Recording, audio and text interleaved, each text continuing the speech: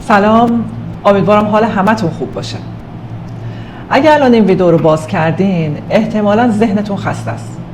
نه فقط خسته از کار و روزمرگی، بلکه از اتفاقات، از حجم خبرها، از بی‌ثباتی این روزها، از اینکه هر روز یه اتفاق تازه، یه نگرانی تازه، یه موج جدید از اضطراب وارد زندگیمون میشه، وارد ذهنمون میشه. گاهی احساس میکنیم که هیچ کنترلی رو زندگیمون نداریم. ذهنمون خسته است، قلبمون بیقراره، حتی خوابمون دیگه مثل قبل نیست، نمیتونیم راحت بخوابیم. و شاید یه سوال تو ذهنتون هی تکرار میشه که خب من تو این وضعیت چیکار میتونم بکنم؟ چطور میتونم آروم باشم؟ چطور میتونم به اطرافیانم آرامش بدم؟ چطور میتونم این مشکل رو حل کنم؟ اصلا راه نجاتم کجاست؟ من قرار نیست تو این ویدیو بهتون امید واهی بدم، چون نه قراره همه چی یه شبه درست بشه، نه قراره از فردا دنیا جای بهتری بشه. اما یه چیزی که هست و بارها تو زندگی خودم امتحان کردم و بهش باور دارم اینه که نجات بیرونی ما از درون ما شروع میشه، از درون نشأت میگیره. این فقط یه شعار قشنگ نیست، یه باور که به صورت درونی باید ریشه کرده باشه، یه اصل روانشناختی و انسانی عمیقه. ما خیلی وقتا هیچ قدرتی برای تغییر شرایط بیرونی نداریم، مثل الان این شرایط جنگی که الان ایجاد شده، برای ایران ایجاد شده.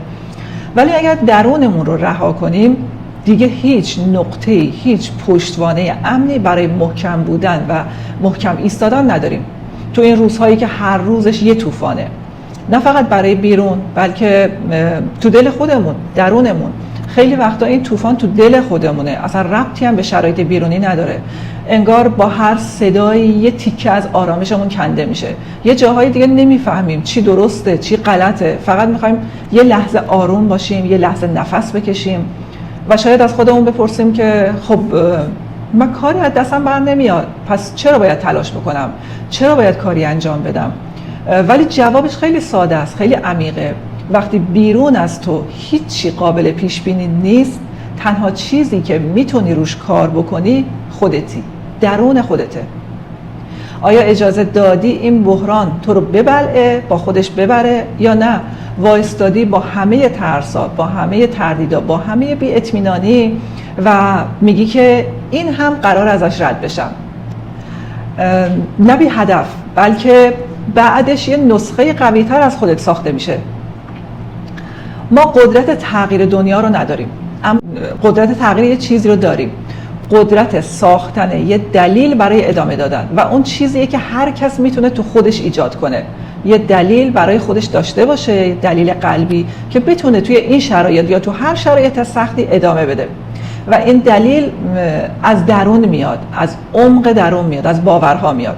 تو لحظه هایی ساخته میشه که با وجود خستگی هنوز تسلیم نمیشیم. همون موقعی که وسط این همه فشار هنوز یه جمله امیدوار کننده برای خودمون مینویسیم یا تو ذهنمون میگیم که من قرار مرکز آرامش خودم باشم، حتی اگر تو دنیا طوفان باشه.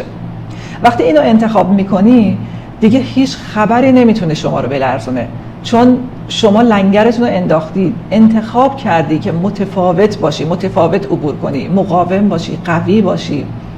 حالا 5 تا راهکار من اینجا میخوام بدم که میتونه تو هر شرایط بحرانی، چه شخصی، چه خانوادگی، چه ربط داشته باشه به جامعه و کشور و یا حتی جهانی باشه، میتونه این 5 تا به شما کمک بکنه که شما در آرامش کامل بمونید و خیلی قوی از دل بحران ها عبور کنید. اولیش سکوت بین خبرهاست. یعنی چی؟ اولین قدم برای حفظ سلامت روانمون تو روزهای پرتنش اینه که جلوی ورود حجم بیرحمانه اطلاعات رو بگیریم. ما آدما برای این طراحی نشدیم که هر روز، هر لحظه از 10 بحران، فاجعه، درد با خبر باشیم. گوشیامون تبدیل شدن به لوله انتقال اضطراب. یه نوتیفیکیشن میاد، یه خبر از انفجار، دومی میاد افزایش قیمت، سومی میاد یه خبر غم انگیز دیگه، و اینطوری ذهن ما مثل یه ظرفی که مدام پر میشه دیگه جایی برای تحلیل، برای آرامش، برای تنفس باقی نمیمونه. تو به جای اینکه اخبار رو دنبال بکنی داری باهاش زندگی میکنی، یعنی هر اتفاق انگار تو خونه تو داره میفته و تو هر روز چند بار داری رنج میکشی، نه فقط به خاطر چیزی که تو زندگی واقعی اتفاق افتاده، بلکه فقط به خاطر اینکه در ذهنتو باز گذاشتی برای همه چی و همه چیز رو داری تو ذهنت فرو میکنی. اینجاست که سکوت خبری تبدیل میشه به یه ضرورت، نه از سر بی اطلاعی بلکه از سر مسئولیت برای حفظ روان خودت. و لازم نیست ما از همه چی با خبر باشیم تا آدم آگاهی باشیم. قرار سالم بمونیم تا مفید باشیم. یه قانون ساده برای خودتون بذارید: صبحها قبل از اینکه ذهنتون آمادگی داشته باشه خبر نخونید. شبها قبل از خواب ذهنتون رو با اتفاقات تلخ پر نکنید. توی روز یه زمان مشخصی رو بذارید برای گرفتن اطلاعات، اونم فقط از منابعی که معتبرن، اعتماد دارید بهشون، نه از هر شبکه خبری یا شبکه پیج اینستاگرام. حتی چند روز کامل خودتون رو از اخبار جدا کنید، موبایلتون رو خاموش کنید، برید تو طبیعت، نه برای فرار کردن از واقعیت بلکه برای اینکه بتونیم قوی‌تر از واقعیت برگردیم. تو با خاموش کردن اخبار این نیست که بی‌تفاوتی، تو فقط به ذهنت داری اجازه نفس کشیدن میده. سکوت بین خبرها یعنی تو انتخاب میکنی چه چیزی وارد ذهنت بشه، چه چیزی نه، و این قدم اوله برای اینکه دوباره کنترل تو پس بگیری. دومین راهکار نظم تو بی‌نظمیه. یعنی چی؟ تو روزهایی که انگار همه چیز از هم پاشیده، یکی از قوی ترین کارهایی که میتونی انجام بدی اینه که خودت به زندگیت یه شکل، یه چارچوب، یه ستون ثابت بدی. شاید نتونی خبرها رو کنترل بکنی، شاید نتونی آینده رو پیش بینی بکنی که واضحه، ولی میتونی تکه‌هایی از روزت رو بسازی که بهت احساس کنترل، احساس پایداری و احساس امید بده. چرا این مهمه؟ چون ذهن ما توی بی‌نظمی دچار اضطراب میشه. وقتی ندونه قراره چی بشه، چه اتفاقی قراره بیفته، وقتی هر روز بی برنامه، شلوغ، ناپایدار و پر از آشوبه، شروع میکنه به ساختن سناریوهای ترسناک و اونجاست که بیقراری، اون احساس در هم ریختگی، اون بی‌حوصلگی، ناامیدی شروع میشه. ولی وقتی یه نظم کوچیکی به زندگیت میدی، در واقع به ذهنت داره میگه که آروم باش، هنوز یه بخشی از زندگیم قابل پیش بینیه، هنوز من روی بخشی از زندگیم کنترل دارم. این نیست که کنترلش کامل دست تو باشه و واسه خودت بتازونی و من هیچ کار نتونم بکنم. قرار نیست، منظور من اینه که قرار نیست تو بی‌نظمی ساعت به ساعت برنامه‌ریزی کنیم ما، نه اصلاً. فقط کافیه چند تا روتین ساده و ثابت داشته باشیم. مثلا هر روز صبح برای 5 تا 10 دقیقه فقط با چشمان بسته بشین، هیچ کار خاصی نکن، نه اپلیکیشنی نه چیزی، فقط تو لحظه حضور داشته باش. یه دفترچه بردار کنار تختت و هر شب قبل از خواب بنویس، هر چی که تو دلت هست رو بنویس. منظورم این نیست که متن پیچیده سپاسگزاری بنویسی، نه، چیزی که تو ذهنت هست، اون چیزی که تو اون روز تو دلت گذشته، خالی کنی رو دفتر. یه زمان خاصی رو تو روز بذاری برای چای خوردن بدون دغدغه، بدون فکر، برای پیاده روی، برای ورزش، برای یه دوش آب سرد. این همه روتین‌های ساده تو روزهایی که همه چی ناامنه میشن نقطه اتکای تو، چیزهایی که بهت سیگنال ثبات میدن. یادت باشه نظم درمانی برای به هم ریختگی بیرون نیست، اما میتونه یه پناهگاه باشه برای ذهنمون، برای درونمون. اون چند تا کار کوچیک روزمره شاید به نظر خیلی ساده بیان، ولی دقیقاً همین کارهای ساده و کوچیک میتونن تو رو تو روزهای سخت نجات بدن. نه حرفای انگیزشی، نه جملات قشنگ، همین چند تا رفتارهای تکراری و آگاهانه این احساس رو بهت میدن که من هنوز رو زندگیم کنترل دارم. و تو این روزها روتین داشتن یعنی مراقبت از خود، یعنی وفاداری به خود، یعنی هر روز حتی تو دل طوفان یه نقطه آروم برای خودمون نگه داریم. میرسیم به سومین راهکار: وصل شو به چیزی بزرگتر از خودت.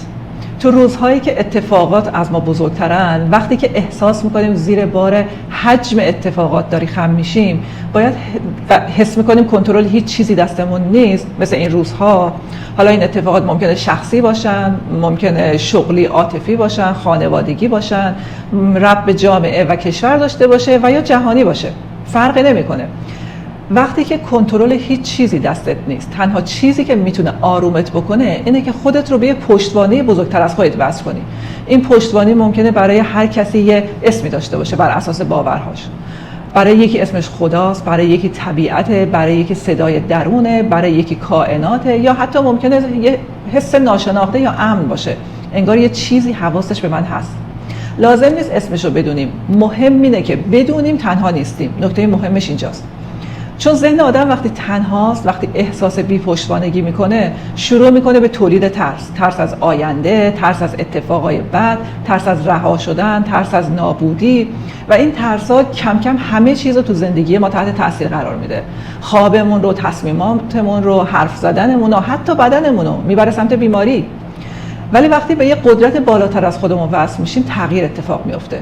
احساس میکنی لازم نیست همه چی رو بفهمی، لازم نیست جواب همه چی رو بدونی، فقط کافیه بدونی که کسی هست که حواسش به همه چی هست، حواسش به تو هم هست. این وصل شدن یعنی چی؟ یعنی اینکه هر روز حتی برای چند دقیقه هم شده با خودت صحبت کنی، نه با گوشی، نه با خبرها، با خودت. تو دل طبیعت قدم بزنی، صدای سکوت رو گوش بکنی، یه دعای کوتاه بخونی، حتی اگه نمیدونی با کی داری حرف میزنی، یه نیت ساده قلبی بکنی، من مراقب خودم هستم چون جهان هم مراقب منه. این وصل شدن یه مکالمه دو طرفه نیست، یه حس درونیه، یه حس حمایت درونی از جایی که نمیبینیم ولی فقط حسش میکنیم، با تمام وجودت حس میکنیم. اگر این حس رو هر روز تو خودت زنده نگه داری، دیگه ترس در وجودت ریشه نمیزنه، چون فقط به خودت تکیه نداری دیگه، به چیزی که از خودت بزرگتره، باهوشتره، قدرتمندتره تکیه کردی. وقتی به یه نیروی برتر وصل میشی، تو یاد میگیری که تو مسئول همه چیز نیستی، یاد میگیری به جای کنترل اعتماد کنی و همین اعتماده تو رو نجات میده. راهکار چهارم چیه؟ اینکه به تن و روانت احترام بذاری. تو روزهایی که اخبار مثل موج پشت موج میاد، تو زمانهایی که ذهنمون هر لحظه بین شک و ترس و بی‌اطمینانی تو نوسانه، تو بازیه، تن و روان ما بیشتر از همیشه به مراقبت نیاز داره و تو این روزهاست که بیشتر از همیشه از خودمون غافل میشیم. ذهن مثل یه سیستم الکتریکیه، وقتی ورودیاش فقط استرس، ناامیدی، نگرانی و بیخوابی باشه، خروجیش هم میشه خستگی، بیقراری، ناامیدی و ترس. پس اگر میخوای بتونی این مسیر سخت عبور بکنی، باید تن و روان تو جایگاه اولویت باشه، نه اینکه آخر شب بگی خب الان وقتشه میتونم به بدنم برسم. باید میزان مصرف رسانه رو کم کنی، یعنی استفاده از شبکه‌های اجتماعی رو کم کنی، نه فقط برای ذهنت بلکه برای تنت، برای روانت. زیاد نشستن جلوی گوشی و شنیدن اخبار باعث ترشح هورمون استرس میشه و باعث بیخوابی میشه. یه ساعت خاصی رو برای چک کردن اخبار بذارید، مثلا روزی 2 بار، نه اینکه هر لحظه دنبال کنید اخبارو. دومیش اینه که غذا، آب و تحرک بدنی داشته باشید. خیلی از ما وقتی که استرس داریم یا نمیخوریم یا پرخوری عصبی میکنیم. بدنمون رو به جای اینکه 3مین فنجون قهوه رو بخوریم، 2 لیوان آب بخوریم بهش برسیم. به جای اینکه ساعت‌ها بی حرکت بشینیم، یه پیاده روی کوتاه 10 دقیقه‌ای داشته باشیم، نه برای لاغر بودن یا فیت بودن، بلکه برای حفظ سیستم عصبی و آرامش بدنمون و سلامتیمون. سومی این که به خودمون اجازه استراحت بدیم. قرار نیست همه چی رو بفهمیم، قرار نیست همه چی قوی باشیم. اگه امروز حوصله نداریم، گریه‌مون گرفت، گریه کنیم. اگه خواستیم بخوابیم، اوکی، مسئله نیست. اجازه بدیم تنمون و روانمون نفس بکشه. چهارم این که حضور تو لحظه. برای 10 دقیقه فقط صدای نفسامون رو گوش کنیم. به یه برگ توی باد نگاه کنیم. به صدای آب جاری یا صدای پرنده ها گوش بکنیم. بدنمون یه زبون داره، وقتی که ساکت میشیم اون زبون بدنمون شنیده میشه، میتونیم بفهمیمش. اگه بدنمون آروم باشه، ذهنمون راحت‌تر آروم میشه و اگر ذهن و بدن راحت‌تر آروم بشن، میتونیم تو سخت‌ترین شرایط خیلی قوی بمونیم. احترام گذاشتن به تن و روانمون یه انتخاب خودخواهانه نیست، یه مسئولیت بزرگ برای بقاه، برای عبوره، برای ساختن آرامشه، حتی وسط جنگ و بحران و زلزله و طوفان و هر مشکلی، حتی بزرگترین مشکلات. راهکار پنجم چیه؟ نجات خودت، یعنی خدمت به دیگران. شاید وقتی از نجات خودمون حرف میزنم برای بعضی خودخواهانه به نظر برسه، یعنی میگن که فقط به خودت داری فکر میکنی در حالی که دیگران دارن رنج میکشن. اما این دقیقاً همون جاییه که باید زاویه دیدمون عوض کنیم. وقتی تو هواپیما داره فشار کم میشه، اولین کسی که باید ماسک اکسیژن بزنه خودمونیم، نه بچه‌مون، نه همسفرمون. چرا؟ چون اگر ما بیهوش بشیم نمیتونیم به کسی کمک کنیم. زندگی هم همینه. توی این روزها وقتی که دنیا پر از بحرانه، پر از ترس و بی‌ثباتیه، مردم به نقطه‌های ثبات، به آدم‌هایی که محکم وایستن و هنوز نفسشون آرومه نیاز دارن. کسانی که هنوز درونشون آرومه، هنوز میتونن آرامش بدن، هنوز میتونن با حرفاشون، با نگاهشون به دیگران امید بدن. و اون آدم میتونی تو باشی اگر اول از همه خودت رو نجات داده باشی. تو وقتی با تمرین‌های ساده مثل سکوت بین اخبار، مدیتیشن، نوشیدن آب، قدم زدن تو طبیعت، نوشتن فکرات، متعادل کردن خودت، رو خودت کار کنی، ناخودآگاه داری رو اطرافت هم تأثیر میذاری. آرامشتو داری منتقل میکنی، چون انرژیه. مخصوصا به بچه‌ها، خانواده، همکارا، دوستان. یه آدم آروم حتی بدون حرف زدن هم میتونه فضا رو عوض کنه و آرامش ایجاد بکنه. آدمی که خودش رو جمع کرده، که جای منفعل بودن فعاله، جای ناامید بودن امیدواره، قویه، میتونه نقطه امید دیگران باشه. میتونه به جای اینکه شعار بده یا حرفای قشنگ بزنه، حتی بدون اینکه حرفی بزنه، گفتم میتونه به دیگران آرامش بده. تو با نجات دادن خودت میتونی آرامش بدی به اطرافت. تو با نجات دادن خودت داری یه هدیه به جهان اطرافت میدی. داری یه حلقه ای رو میسازی که میتونه این زنجیره ترس رو قطع کنه، جاشو بده به زنجیره اعتماد آرامش. و این شاید بزرگترین خدمتی باشه که از دستت برمیاد. آدمی باش که دیگران در کنارت احساس امنیت کنن، حتی اگر کاری از دستت برای حل بحران در نمیاد، این کار که از دستت برمیاد. یه چراغ روشن باش تو دل تاریکی. یه نفری که وقتی دنیا متزلزل میشه تصمیم میگیره که از درونش شروع بکنه. نجات از روزهای سخت از کجا شروع میشه؟ ما گفتیم که تو این روزهای سنگین و بی‌ثبات کاری از ما برای تغییر خبرها و شرایط جهانی بر نمیاد. ولی یه کاری که همیشه ازمون ساخته است اینه که انتخاب کنیم که چجوری از این وضعیت بیرون بیایم. که همون 5 تا گامی که گفتم، سکوت بین خبرها، نظم تو بی‌نظمی، وصل شدن به یه نیروی بالاتر، مراقبت از جسم و روانمون و تبدیل شدن به نقطه امن برای اطرافیانمون. هر کدوم از اینا فقط یه توصیه روانشناسی نیستا، اینها انتخاب‌هایی هستن که میتونیم هر روز تو ساده ترین لحظات زندگیمون هم انجام بدیم. نه برای اینکه وانمود کنیم که همه چی خوبه یا از واقعیت فرار کنیم، بلکه برای اینکه وسط این همه آشوب و بحران یه چیزی تو زندگی باشه که کنترلش دست خودمون باشه دیگه. یه نقطه امن، مثل یه لنگری که بندازی و بتونی از اون امواج پرتلاطم جون سالم به در ببری. جهان در حال تغییره. این یه واقعیته که هیچ راه فراری ازش نیست. تو هر لحظه جهان داره تغییر میکنه دوستان. و ما میتونیم که تصمیم بگیریم که از این تغییر قوی تر بیرون بیاییم. هیچ کس نمیتونه به ما یه جمله جادویی بگه یا کمکی به ما بکنه. تنها کاری که میتونیم بکنیم اینه که تو لحظه حال باشیم و خودمون به خودمون کمک کنیم. تصمیم بگیریم که ذهنمون رو مسموم نکنیم با اخبار، خودمون رو خسته نکنیم با زیاد فکر کردن، از بدنمون و روانمون مراقبت بکنیم، به نیروی قدرتمندتر از خودمون تکیه کنیم و تبدیل بشیم به کسی که آرومه، حتی در زمانی که جهان پر از تلاطمه. چون اینجوری فقط میتونیم خودمون رو نجات بدیم و وقتی که خودمون رو نجات بدیم میتونیم به جهان کمک کنیم، به اطرافیان کمک کنیم و اونها رو هم نجات بدیم. پس نجات ما از درون ما شروع میشه، نه از فردا، نه از هفته دیگه، از همین لحظه، همین الانی که توش هستیم. میتونیم اول خودمون رو نجات بدیم، بعد خانواده‌مون رو، اطرافیانمون رو، بعد کشورمون رو و بعد جهانمون رو. و اینجوریه که تک تک افراد، تک تک ماها میتونیم روی جهان تاثیر مثبت بذاریم. پس از همین امروز، از همین لحظه‌ای که الان توش هستیم شروع کنیم.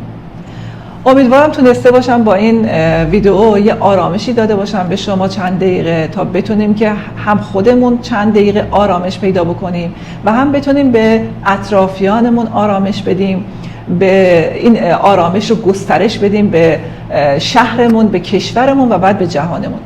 امیدوارم که روز و شب خوبی داشته باشین، زندگیتون پر از برکت، شادی و سلامتی باشه. خدا نگهدار همتون.